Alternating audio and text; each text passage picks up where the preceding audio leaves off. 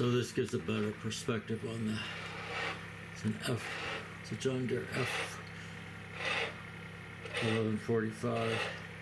It's been converted.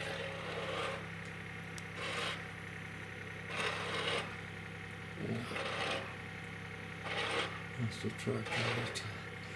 And without chains either. See, there's no chains. So he's got it set up to run in reverse basically with the little cab there and the steering wheel in the back.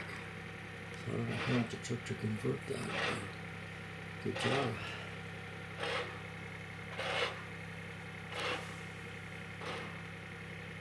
Sounds like a diesel too. Smells like a diesel.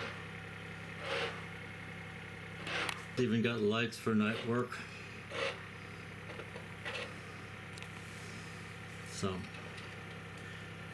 and that hydraulic system really allows it to, the blade to move and swivel, and pretty impressive. Obviously an older machine.